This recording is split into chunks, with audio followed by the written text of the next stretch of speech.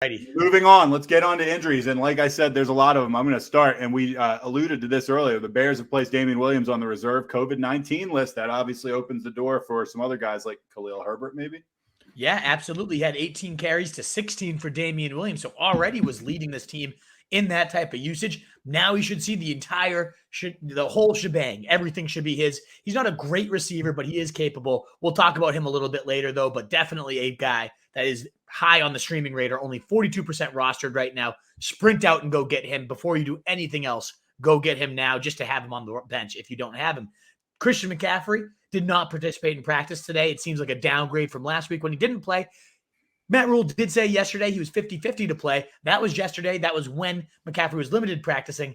I don't expect him to play. I think they're going to continue to drag this out, but potentially your workhorse will be back. I don't expect it, though. Hold on to Chuba. Where is your panic meter on McCaffrey right now? We were kind of hinting at this before we got on air, Nat. Like, I think because they're so competitive this year and they have a real shot at the playoffs, it's not going to be like last year where they'll just shut him down unless it's truly bad. It's not panicked. I think this would be right around where the timetable was. So if they rest him one more week, then whatever. I would definitely expect him back next week. Now, if he's not back next week, then I'm starting to get a little bit worried. Maybe the guy got his bag, his money, and he's starting to really just milk it. I doubt that, though. He doesn't seem like he doesn't seem like that type of guy. I hope he's not. I hope not, too. Right. Dalvin Cook. Yeah. Dalvin Cook, ankle upgraded to full in Thursday's practice. So that decreases Alex Madison's value just a little bit. Oh, absolutely. Madison no longer startable. Cook has to be right back into your lineups, even though the Panthers are giving up the fewest points to running backs. I don't care. It's Dalvin Cook. He'll run against anybody. Football team, Scott Turner saying, I love this quote. I just put this on here just to say it. Antonio Gibson's not actually limited in what he can do, despite drawing limited practice tags. Okay. Thanks. Thanks for that one. But it is a reminder because last week me and CJ got a little spooked over these like broken shin fractures. And yet it comes out he's been playing with that all year. And he's been fine all year. He had a 73-yard touchdown. Like, we shouldn't have adjusted anything other than what we were already considering him for this injury. So ultimately he's been playing with it. He's fine. He's in your lineups. You just shouldn't be worried about it. He's the RB12. He's doing a good job. Jamal Williams, he's dealing with a hip issue. He's also got some illness issues, not COVID, but illness nonetheless. He did not participate in Thursday's practice. And that would just skyrocket DeAndre Swift if this guy misses time. Joe Mixon, after practicing yesterday, has been downgraded to a did not practice today. Oh, awful. They're facing the Lions, so perhaps they just rest the guy and let him get fully all the way back, in which case Samaje Perine, who is on the COVID list right now, maybe the most desperate search of my life on Google, is Samaje Perine vaccinated? I literally Googled that today. But people want to know. Zach Taylor suggested he was. We don't have any concrete answers quite yet, but he hinted at the fact that Perine was. If he is, and he's back for the game, and he gets Detroit giving up the third most points to running backs, he'd be in a smash spot play. He has gotten it done every time he's gotten value. And if they're both out, Chris Evans is worth stashing right now. Drop your kicker, have this guy on your roster, because whoever the lead back is against Detroit is going to be a beast. All right, Kareem Hunt. Speaking of lead backs, we got Kareem Hunt and Nick Chubb news. Hunt's dealing with a wrist and knee issue, and he hasn't participated in Thursday's practice, and that's 2 days in a row. Chubb also 2 days in a row with his calf injury. He didn't practice on Thursday, and it's the second straight day. That's concerning. Let's assume, first of all, what do you think about these? And second of all, who's the guy that's going to be getting something if these guys aren't playing? Oh, I mean, what's his name? Dearness Johnson, I think it is, or Demetrius Felton playing the Kareem Hunt role. And either one of them would be a low-end RB2 should they get the volume because of the zone blocking scheme and how run-heavy they are.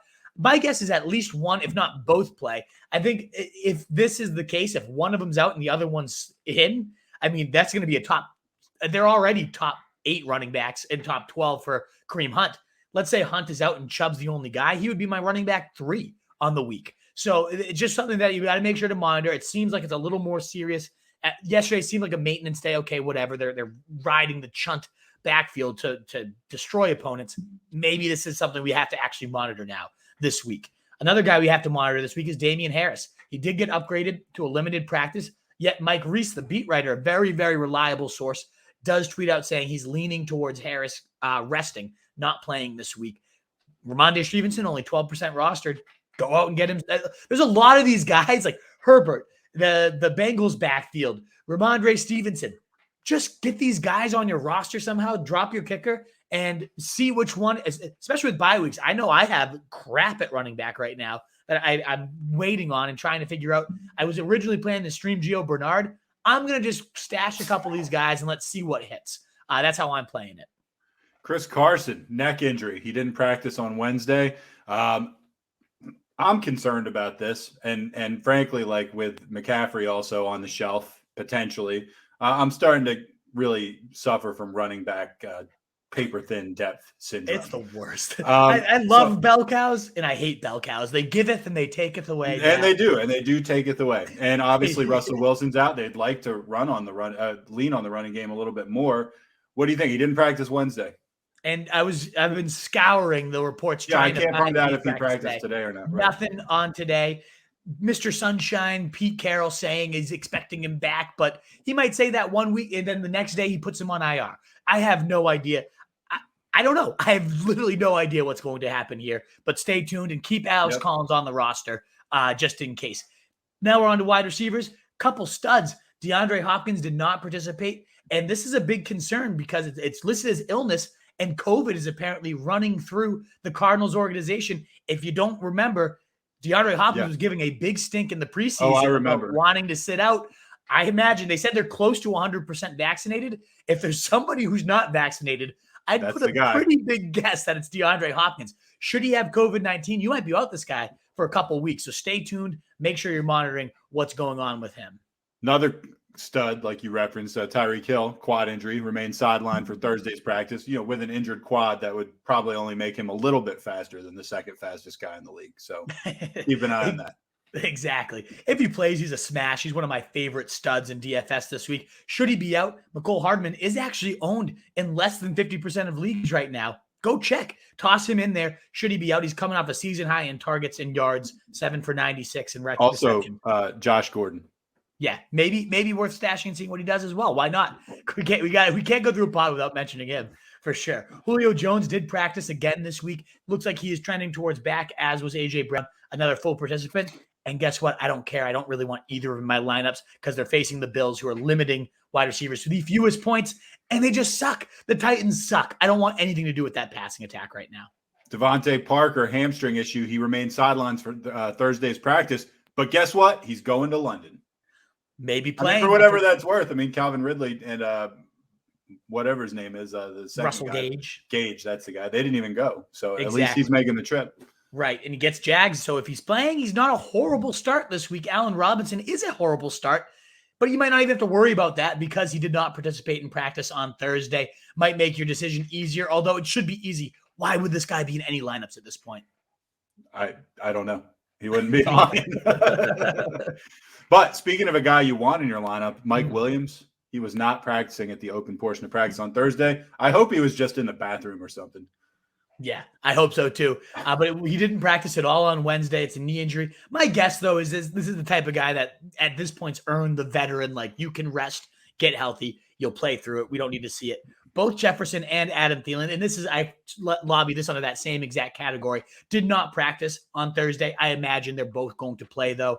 It's just another one of those veteran rests, like, get your body ready because we're going to pepper you with targets, both of you guys. Giants wide receiver with a broad umbrella, Kadarius Toney, your guy, your league winner, picked up a second straight limited practice on Thursday. Who's going to be passing to him if he plays now that Daniel Jones is out? Who's the guy? Mike Glennon. That's what I thought. Right. Sterling Shepard. Good news for the Giants. He did practice. That's nice. Thank goodness for small favors. He practiced on Thursday. Darius Slayton also practiced on Thursday. So their weapons cabinet's not empty. Exactly. It's maybe close to empty. And Glennon, sneakily, like, he played most the second half. He got the rock to Toney. Like, as gross as Glennon can be, he's among the better backup QBs in terms of some reliability. You don't have to just bench everyone in a fantasy game when Glennon's playing, because he does come in and, like, play just reliable enough that your guys should be okay. Last guy on here, T.Y. Hilton, neck injury, but did return to practice. And he's stashed on a lot of IRs. We'll see. Michael Pittman has clearly become the number one. I'm the alpha now. But T.Y. Hilton does bring a nice element. And if he plays against the Texans, he's routinely destroyed this team. time and time again. I wouldn't be shocked if he just welcomed back with a long bomb this week. Could you believe the Colts blew that game on Monday night? Oh my God. It was awful. I mean, that Lamar was Jackson that was insane. Yeah, but it shouldn't have mattered. I mean, I cannot believe they rolled over like that at the end. Yes, Lamar Jackson was amazing. He had over 50 fantasy points. It was amazing. And I think he had like 6 in the first half. So like it was, it was awesome. What is up, you fantasy wolf? Thanks so much for tuning in. If you haven't already, share your thoughts in the comments, check out some more videos, and join the newest Wolfpack by subscribing below.